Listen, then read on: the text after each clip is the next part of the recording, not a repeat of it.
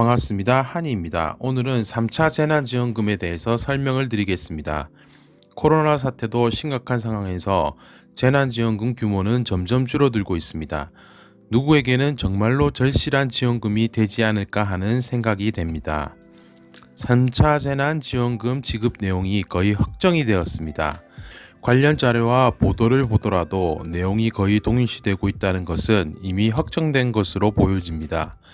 지금과 같은 어려운 시기에 3차 재난지원금이 누구에게나 똑같이 어려운 사정은 마찬가지이지만 전 국민에게 균등하게 지급되는 것은 아닌 것으로 당락이 나오고 있습니다.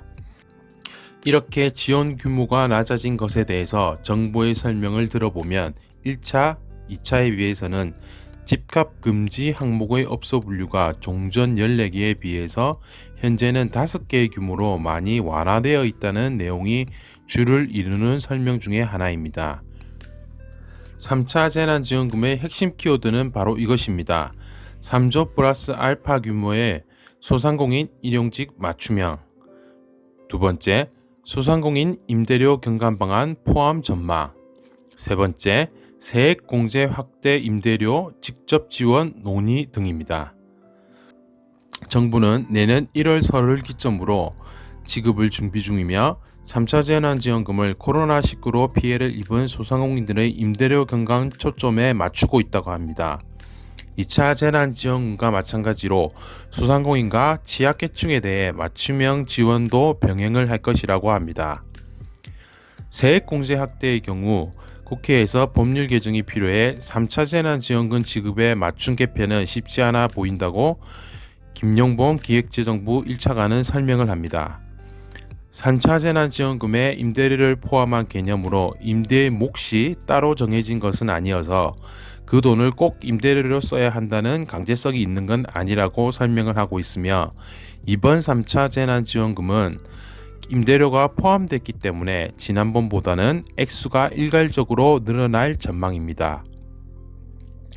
코로나 2차 확산 때 지급한 2차 긴급 재난지원금의 경우 특별피해 업종과 일반 업종으로 분류해 차등을 뒀다면 특별피해 업종 중 집합금지 업종은 200만원, 집합 제한 업종은 150만원, 폐업 점포는 50만원씩 정액 지급이 됐습니다. 일반 업종은 2019년 연매출이 4억 원 이하이고 코로나19 확산 전과 비교해 매출 감소가 확인이 되면 100만 원을 지원하였습니다. 이번 3차 재난지원금 역시 이런 기준이 통용될 가능성이 매우 높습니다.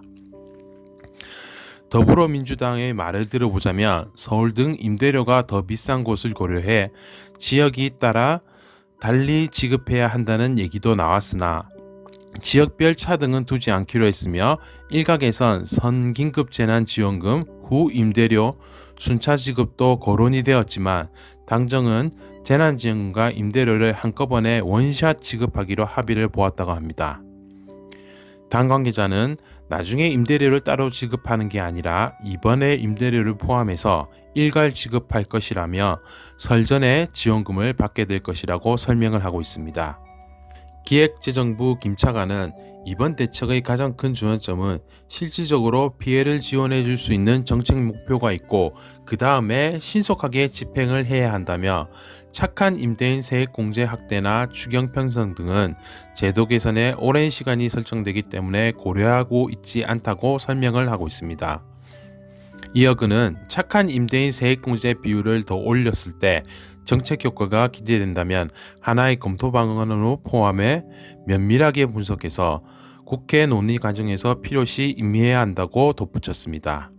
또한 정부는 해외 사례 등을 면밀히 분석해 임대료 지원 대책을 보완하는 방법을 검토 중이라고 합니다. 이렇듯 이번 3차 재난지원금은 전체적으로 볼 때 소상공인, 일용직과 임대료 경감 방안이 주요 핵심 키워드입니다. 소상공인이란 단어 자체가 조금 애매할 수도 있는데 지금 영상을 보고 계신 분 중에서 이번 3차 재난지원금이 다음 주에 정식 발표가 있을 예정이므로 그 전에 미리 서류를 준비하시고 2차 때처럼 하루 정도 늦어서 지원금을 받지 못하는 불상사가 생기지 않기를 바랍니다. 항상 그래왔듯이 재난지원금은 제대로 된 통보 없이 마감을 합니다. 2차 때와 서류 내용이 크게 달라진 것은 없을 것으로 예상되므로 2차 재난지원금 서류 준비 양식을 참고하셔서 이번에는 빠르게 신청을 하시기 바랍니다. 이미 재난지원금 내용을 발표한 지역도 있습니다. 경기 포천시는 신종 코로나 바이러스 감염증 확산을 막기 위한 집합금지나 영업 제한 등 강화된 방역 조치로 어려움을 겪는 소상공인을 위해 업소당 20만원의 3차 재난지원금을 지원한다고 23일날 이미 공지를 하였습니다. 경기 포천시 거주민은 빠르게 신청을 하시면 될 것 같습니다.